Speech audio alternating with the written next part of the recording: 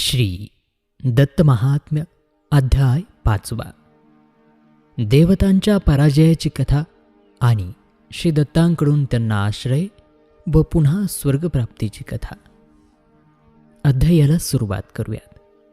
गुरुवर्य आपल्या शिष्याला म्हणजे दीपकला म्हणाले, ऐक. गर्ग अर्जुनाला कथा सांगू लागली. जंभ नावाचा एक दैत्य पृथ्वीवरती राहत होता. त्याने सर्व राज्यांना जिंकून पृथ्वीवरती आपली सत्ता प्रस्थापित केली आणि तो दुष्ट दैत्य महाबलाढ्य झाला.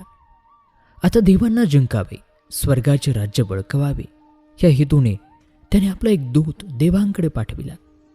देवांनी तशी धमकी मानली नाही. तेव्हा त्याने असुर सेनेसह स्वर्गावरती स्वारी केली. मग देव इंद्राकडे गेले. इंद्राला त्यांनी जंभासुराच्या हल्ल्याची वार्ता सांगितली. इंद्राने लगेच देवांची सेना जमवली आणि रणकंदन युद्ध आरंभवले. तेव्हा दारुण युद्ध झाले. देवांनी पुष्कळ दैत्यांना मारले. त्यांच्या बाणांनी दैत्य फार घायाळ झाले. त्यांच्या अंगी मुळीच त्राण उरले नाही. दैत्य पळून जाऊ लागले. तेव्हा जंभासूर सरसावला. दैत्यांना पुन्हा रणांगणाकडे वळविले. जंभासुराने मोठा पराक्रम करून देवांना जर्जर केले. नाना शस्त्रांचा त्यांच्यावरती मारा केला. देव घाबरले. दैत्याने जरासुद्धा न थांबता देवांना त्राही त्राही करून टाकले. देवांची दैना पाहून इंद्र ऐरावतावर आपल्या गजावरती आरूढ होऊन आले आणि त्यांनी वज्रप्रहार करून असंख्य दैत्यांना ठार मारले. वज्राने इंद्राने दैत्यांची शरीरे भग्न केली, मस्तके चूर्ण केली. त्यांच्या रथांवरून त्यांना पाडले, त्यांचे हातपाय मोडून टाकले. वज्रप्रहार करून त्याने जंभासुराला मूर्छित पाडले. पण तो महादैत्य परत उठला. त्याने इंद्राला जर्जर केले आणि देवांना पळवून लावले. त्यावेळी तो असुर विजय झाला आणि मोठमोठ्याने घोषणा करू लागला. सारी दैत्यसेना अमरावतीत गेली. जंभासूर इंद्राच्या सिंहासनावरती बसला. स्वतःला इंद्र म्हणवू लागला. त्याने देवांना पृथ्वीवरती घालवून दिले. दिक्पालांचे अधिकार आपल्या हाती घेतले. त्रैलोक्यावर सत्ता प्रस्थापित केली. यज्ञभाग तोच घेऊ लागला. जेथे देव होते तेथे दैत्य गेले. तेव्हा देव पळून मेरू पर्वताच्या गुहेत लपले. त्यांना अन्य कोणताच आधार नव्हता. सर्व देव मिळून गुरूंपाशी गेले आणि दीनपानाने त्यांनी आपले दुःख श्रीगुरूंना निवेदन केले. हे गुरु, ही अशी आमची अवस्था झाली आहे. पुढे आमची काय गती होणार ते कळत नाही. शत्रू आम्हाला आटोपत नाहीत. आमची मती पार कुंठीत झाली आहे. त्यावरती गुरु म्हणाले, इंद्रा, दैव कोणी टाळू शकत नाही. जे जे होणार आहे ते ते तेव्हा घडतच असते. आता तुम्ही लवकरच सह्य पर्वतावर जा. तेथे अत्रिसूत दत्तात्रय आहेत. ते तपोधन परमात्मा रूप असून शरणागताचे रक्षण करणारे आहेत. ते कृपादृष्टीने शरणागताचे दुःख हरण करतील. जो मनात धैर्य धरील त्याला ते वर देतील. तुम्ही त्यांच्या सेवेत तत्पर होऊन तिकडे जा. गुरुवचन मान्य करून आणि त्यांचे चरणवंदन करून सर्व देव दत्ताश्रमास आले. त्यांनी भक्तिभावनेने श्री दत्तांना वंदन केले. दत्तांची मूर्ती अजानुबाहू, सर्वांग सुंदर, तर्कापलीकडील मनोहर होते. त्यांचे नेत्र विशाल होते. त्यांचे मुख विकसित कमळासारखे होते. शंखासमान त्यांची मान 3 रेषायुक्त होती. त्यांचे दर्शन होताच अपार सुख होत होते. त्यांनी कोणतेही वस्त्र धारण केले नव्हते. त्यांनी एका नग्न युवतीला आपल्या अंकावरती बसविले होते आणि तिचे ते वारंवार चुंबन घेत होते. ते स्वतः पूर्णपणे निष्पाप होते. मद्यपान करण्यासाठी अनघा म्हणून त्या स्त्रीला बोलावित होते. मद्याने ते मदोन्मत्त भासत होते. त्यांचे ते रूप पाहून देव दूर उभे राहून लांबूनच त्यांना नमस्कार करू लागले. पण त्यांनी तर त्यांच्याकडे लक्षच दिले नाही. देवांनी काय केले? दत्त चालायला लागले की देव चालू लागत. ते उभा राहिले की तेही उभे राहत. ते बसले की ते बसत आणि वारंवार नमन करीत. असा पुष्कळ वेळ गेला, पण दत्ताने एकही प्रश्न केला नाही. त्यामुळे देवांना फार दुःख झाले. ते स्वतःचाच मनोमन धिक्कार करू लागले. अहो, आम्हाला तपोबलही नाही आणि भक्तिभावनेचे बळही नाही. हा साक्षात गोविंदच आहे. तरी त्याच कारणाने आमच्याकडे लक्ष देत नाही. आता इथेच आपला देह समर्पण करावा. जोवर या परमेश्वराकडून आपल्याला अभय मिळत नाही तोपर्यंत इथेच राहू. असे म्हणून त्या देवांनी ते स्थान मुळीच सोडले नाही. त्यांचा असा दृढ भाव झाला तेव्हा दत्त म्हणाले, स्वर्गस्थान सोडून तुम्ही इथे आगमन का बरं केले आहे आणि तुमची मुखे अशी म्लान का झाली आहेत? तुम्हाला कोणी त्रास दिला का? असे हे त्यांचे वचन ऐकून आणि त्यांना वंदन करून ते दुःखित देव दीन होऊन म्हणाले, जगतप्रभो, देवांच्या देवा, तुम्ही सर्वज्ञ आहात. जंभ नावाचा मोठा दैत्य फार मत्त झाला आहे. त्याने भगवान शंकरांना प्रसन्न करून घेतले आणि आमचा स्वर्गच ताब्यात घेतला आहे. तेथे त्याने दैत्यांची स्थापना केली आहे. आता आमचे काय होणार? यज्ञातील हवीरभाग तोच घेतो, सर्व सुख तोच भोगतो, त्याच्यावर कोणत्याही शस्त्रांचा प्रभाव पडत नाही. तुम्ही श्रेष्ठ परमेश्वर आहात, आम्ही तुमचे केवळ दास आहोत. तुम्ही आमच्या शत्रूंचा संहार करा, आता उशीर लावू नका. प्रलयकाळी पळभरही विलंब न लावता आपण या ब्रह्मांडाचे भस्म करता. या दैत्यांचा निपात करण्यात कसला उशीर लावता? आमचे सर्व अधिकार गेले. आम्ही मानवाप्रमाणे लाचार होऊन पृथ्वीवर कुठेतरी संचार करू. हे कृपा सागरा, तूच आमचा उद्धार कर. देवा, आम्ही तुझे भक्त आहोत, तूच आमची गती आहेस हे स्पष्ट कर. आम्ही तुझ्या चरणांशी लीन आहोत, आम्हाला या दुःखातून मुक्त करा. त्यावरती दत्त हसून बोलले, अहो, मी स्त्रीचे उष्टे खाऊन आणि मद्य पिऊन दूषित झालो आहे, भ्रष्ट झालो आहे. मी मद्यपानात आसक्त असतो. मी मन ताब्यात ठेवलेलं नाही. आता माझी अशी स्थिती झाली आहे. व्यर्थ आला तिथे. तुम्ही आपले परत जा. श्री संयोगे ये पतन. श्री संभोगाने दारुण दुःख भोगावे लागते आणि दैवगतीने मी स्त्रीचे उष्टे खाऊन उष्टे पिऊन भ्रष्ट झालो आहे. माझ्या मनात तर सतत असे येते की मला धर्म अधर्म याची गंतीच नाही. पाप आणि पुण्य यांची गंती कसली असणार? माझीच पुढे काय गती होणार हे मला माहीत नाही. श्री दत्तांचे असे बोलणे ऐकून देवगण गुरुवचन स्मरून आणि दत्तांना पुन्हा नमन करून म्हणाले, भगवंत, तुमचे बोलणे खरे आहे. जे मायारचित जग आहे ते तुम्ही सर्व व्यापिले आहे. हाच उष्टे खाण्यातला अर्थ आहे. भ्रष्ट म्हणजे जीवपणा, मध्य म्हणजे मोह आणि प्रमाद. जीव त्यांचा स्वाद घेतो. तुम्ही स्वच्छंद ईश्वर आहात. भेद आणि आवरण आपल्या ठिकाणी नाही. आपण निष्पाप आहात आणि म्हणून अनघ व आपली स्त्री म्हणजे शक्ती म्हणजेही अनघा. ही विद्या आपणापासून कधीच वेगळी नसते. सूर्याची प्रभा ज्याप्रमाणे ब्राह्मण आणि चांडाळ यांना स्पर्श करूनही पाप पुण्य काही घेत नाही, त्याचप्रमाणे आपली शक्तीही पवित्रच राहते. आपला अनुग्रह झाल्यावर कोणी निग्रह करू शकेल? धर्माचा विचार हा अज्ञ लोकांसाठी, सुज्ञ कशाचाच भेद धरण्याचा आग्रह धरीत नाहीत.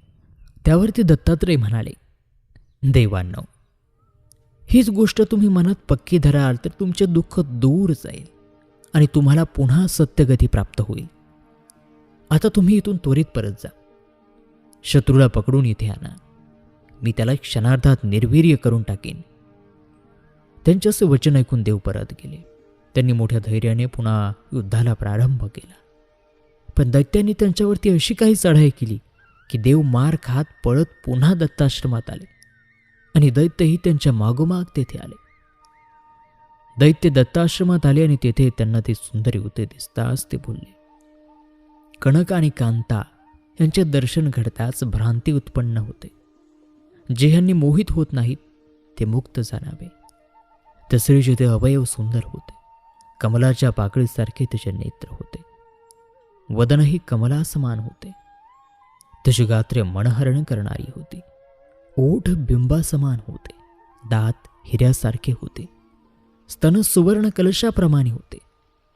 तिच्या रूपाची शोभा अवर्णनीय होते. अशी ती सुंदर स्त्री दत्तांच्या मांडीवरती बसलेली त्या असुरांनी पाहिली. दैत्य मोहित झाले. तिची अभिलाषा उत्पन्न होऊन त्यांनी देवांना सोडून दिले आणि ते कामातूर झाले. ते मनाशी म्हणाले, प्रयत्न न करताच आम्हाला हे श्रीरत्न मिळाले. हे देव तर अगदी निर्बळ आहेत. यांचा कसला प्रयत्न? आमच्या मागे जर देव लागले तर ते ठार मरतील. असं म्हणून दैत्यांनी एक पालखी आणली. दत्तांच्या मांडीवरून त्यांनी त्या स्त्रीला उचलली, पालखीत बसविले आणि ती पालखी उचलवून घेऊन चालले. देव तटस्थ राहिले. ते काही बोलू शकले नाहीत. दत्त त्यांना म्हणाले, पहा, दैत्यांनी त्या स्त्रीला नेले. सर्व दोषात मोठा दोष हाच की परस्त्रीला स्पर्श करणे. त्यामुळे सर्व कुळ एक निमिषही न लागता जळून जाईल. या दैत्यांनी ते महापाप केले आहे. त्यांचे हे वैभव आणि बल आता नष्ट होईल. त्यांची इहलोके आणि परलोकही गती चांगली राहणार नाही. माझी शक्ती ही साक्षात लक्ष्मी आहे. ती आता त्यांच्या मस्तकावर आरूढ झाली आहे. ती त्यांचे मस्तके तोडून सत्वर परत येईल. आता हे दैत्य मेल्यासारखेच झाले आहेत. आता त्यांच्याशी युद्ध करा. ते तुमच्या केसही बाकडा करू शकणार नाहीत. देवानो, सत्वर उठा. तुम्ही आता निमित्त मात्र व्हा. मनात मुळीच भय धरू नका. उशीर का करता? त्यांचे तसे वचन ऐकून त्यावरती विश्वास ठेवून देवांनी रणात जाऊन दैत्यांवरती शस्त्रांचा मारा सुरू केला. कोणी त्यांच्या पायांची बोटं तोडली, कोणी शिरच्छेद केले, कोणी दैत्यांचे हात तोडले, कोणी पाठीवर मारले. देवांनी क्रोधाने दैत्यांना शस्त्रघातांनी भूमीवरती पाडले. त्यांना पूर्वीच्या वैर आठवून फार चीड आली होती आणि म्हणूनच त्यांनी काही दैत्यांना जमिनीवर आपटले. त्या दैत्यांनी परणारीला स्पर्श केला. त्यानेच ते सर्व दैत्य तेजोहीन झाले. तो दैत्य तर महामूर्खच होता आणि त्याचे अनुयायीही सारे मूर्ख ठरले. देव त्यांना मारित होते, तरीही दैत्य प्रतिकारासाठी हातही वर उचलत नव्हते. त्यांची शक्तीच नष्ट झाली. त्यांना मंत्रच आठवेनात. श्रीशक्तीच्या कृपेने देव जय पावले आणि दत्तवराच्या प्रभावाने असुर सर्व मातीला मिळाले. मग ती शक्ती परत आली आणि दत्तांच्या अंकावरती विराजली. तोवर देव तिथे येऊन पाहू लागले. त्यांनी दत्तचरणांना वंदन केले. दत्त म्हणाले, देवगणांनो, तुम्ही युद्धात दैत्यांना मारले, जंभासुराशी घोर रण केले, सर्व असुरांना मारून मोठा विजय संपादन केला. देवांनो, तुम्ही विजयध्वज उभारलात. तुम्ही धन्य आहात. माझी स्त्री सोडविलीत आणि माझीही लाज राखलीत. तुम्ही माझ्यावरती उपकार केला आहे. मी तो कसा फेडू? तुम्ही केलेला उपकार निर्धाराने मीच माझ्या अंगात चिरवून धारण करेल. हे ऐकून सर्व देव चकित झाले आणि प्रभुचरणी पुन्हा वंदन करून गळा भरून येऊन बोलू लागले, हे जनार्दना, नमस्कार नमस्कार. गूढ वचन बोलून आम्हाला का बरे गोंधळून टाकता? ज्या दैत्यांनी आम्हाला बंधनात टाकले, जे सर्वांना अजिंक्य होते, ते आमच्या हातून मारविले गेले, पण ही शक्ती आमची नाही. सूत्रधार ज्याप्रमाणे लाकडाच्या बाहुल्या खेळवितो, त्याचप्रमाणे हे दयाळा, आमच्या हाती तूच विजय मिळवून दिलास. आमची मती ती काय, आमची बुद्धी ती काय? आमची थोडीसुद्धा भक्ती नसताना तू आमची मुक्ती केलीस. तूच एकटा स्वतंत्र आहेस, आम्ही तर परतंत्र आहोत.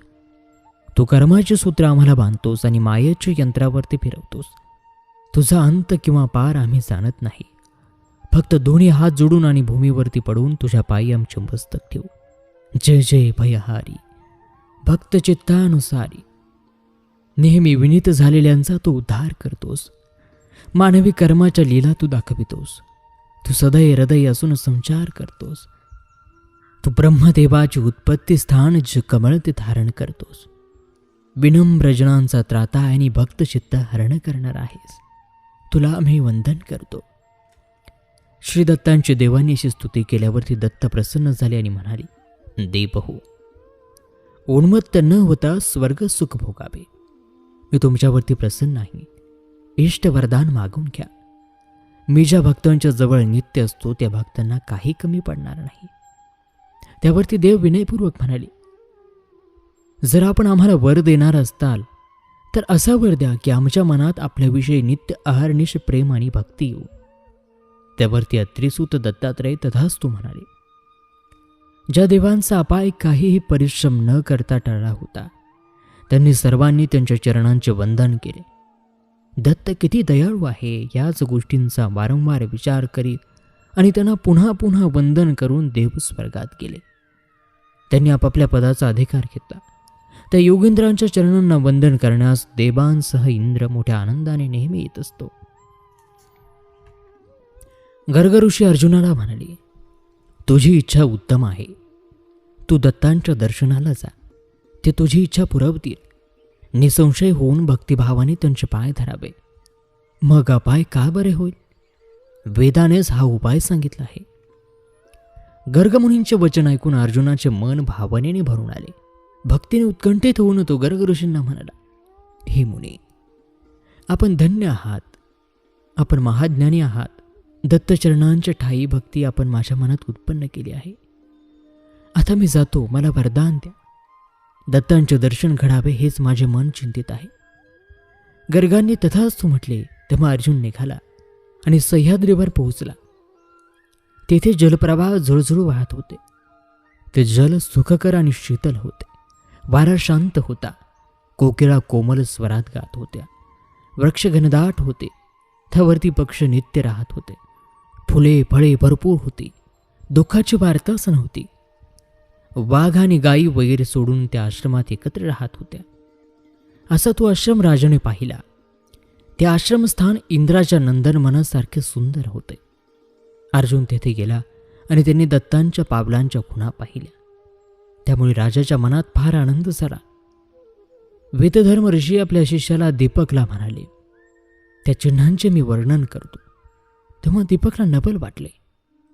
आता ते चिन्ह कोणते आणि त्याचं वर्णन कसे करतात हे आपण पुढील अध्यायामध्ये पाहूयात. कारण या ठिकाणी श्री दत्त महात्म्य ग्रंथातील श्री वासुदेवानंद सरस्वती विरचित हा अध्याय 5वा समाप्त होत आहे. पुढील कथाभाग पुढील अर्थात 6व्या अध्यायात. तोपर्यंत नमस्कार, धन्यवाद. श्री गुरुदेव दत्त.